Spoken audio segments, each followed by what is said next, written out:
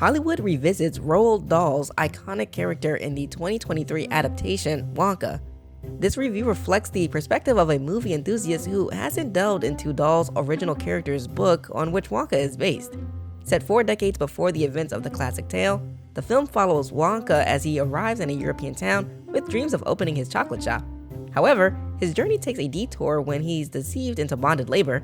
Utilizing his unique talents and chocolate creations, Wonka navigates challenges, dodges the authorities, and aims to overthrow the town's chocolate magnates to liberate himself and his comrades from servitude. With a runtime of 116 minutes, Wonka weaves a narrative of redemption and defiance, using song and dance to champion the transformative power of chocolate. But before we get into the review, if you enjoy this content, we're trying to reach 200 subscribers, so consider subscribing to help out the channel.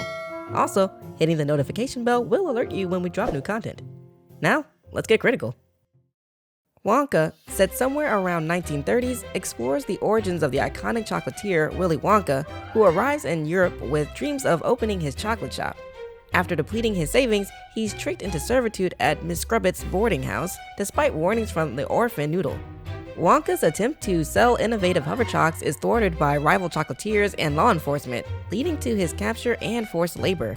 With Noodle's assistance, Wonka escapes, vowing to repay her with chocolates and in the process also learn to read.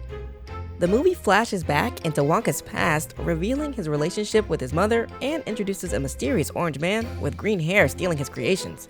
To finance his venture, Wonka creatively sources ingredients and battles a chocolate cartel led by Arthur Slugworth, alongside newfound friends and an Oompa Loompa named Lofty. The group's efforts to sell their chocolate and evade their adversaries culminate in Wonka opening his shop, only to be sabotaged by Scrubbit, Bleacher, and the cartel, resulting in the shop's destruction.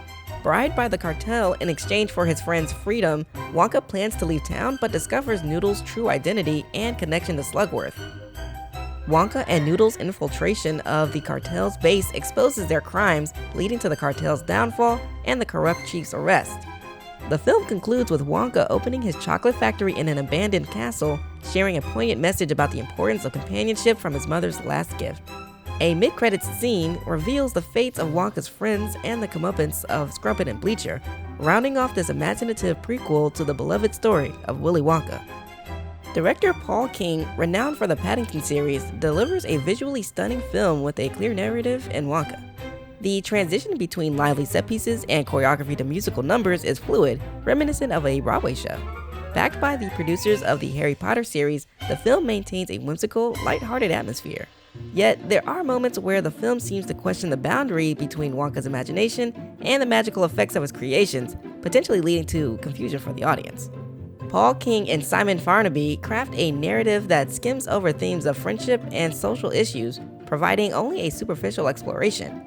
The film glosses over the development of Wonka's relationships beyond Noodle, who appears to symbolize Wonka's connection with other servants, missing an opportunity to deepen the story.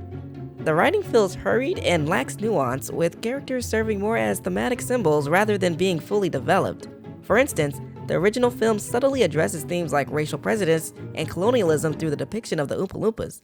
Similarly, the main characters represent various vices. Each character embodies one of the 7 cardinal sins. Veruca Salt would represent greed, Augustus Gloop symbolizes gluttony, Violet Beauregard exemplifies pride, Mike TV illustrates sloth, Charlie Bucket signifies lust, Grandpa embodies envy, and Willy Wonka personifies wrath, adding layers to the narrative that are absent in this adaptation. Timothée Chalamet's portrayal of Willy Wonka leans towards the overly whimsical but remains engaging. Keegan-Michael Key's role as the corrupt chief of police and Hugh Grant's performance as Lofty the Oompa Loompa, despite the heavy use of CGI, add flavor to the film. Rowan Atkinson's cameo as Father Julius, a corrupt priest driven by chocolate addiction, like many in the film, lacks depth. The film's characters, such as Abacus Crunch the accountant, Lottie Bell the telephone operator, and Larry Chucklesworth the comedian, are given thematic names but little substance behind their professions. A post-credit scene briefly updates on their fates, yet this attempt at closure does little to compensate for the overall lack of character development, underscoring the potential for a richer narrative that was not fully realized. Occasionally, a film emerges that sparks a profound sense of wonder and imagination, resonating with both the young and the young at heart. It reawakens our inner child, reminding us that dreams are attainable and anything is possible with optimism and self-belief. Such movies delve into the complexities of our personalities, presenting both toxic and healthy traits within an engaging narrative. Regrettably, this film is not one of those films. Despite its critical acclaim and box office success, it lacks several key elements that would elevate it to greatness. At first glance, this movie seems to embody everything cherished about Willy Wonka and the Chocolate Factory: its heartwarming messages, musical numbers, and a quirky protagonist. Yet, beneath its vibrant exterior, Wonka falls short of reaching the emotional depth of its predecessor. The mystique of Willy Wonka, I argue, lies in the unknowns of his backstory, his unparalleled dedication to candies and chocolate, and the joy he brings. The film does highlight his chocolate obsession, yet when presenting Wonka's viewpoint, it overlooks the necessity of believable challenges beyond convenient plot resolutions. For instance, the original tale's pivotal moment, Charlie's rule breaking, conveys a powerful lesson about honesty and integrity, overcoming his wants through genuine stakes and consequences. This adaptation shifts focus towards themes of corporate malfeasance, manipulation, and societal disparities, which, while relevant, diverge from the core essence that fans cherish. The exploration of these heavier themes lack the subtlety and depth needed to resonate truly. With that said, I'm giving Wonka 2 out of 5 stars. It wasn't terrible, but sure wasn't pure imagination. You lose! Good day, sir!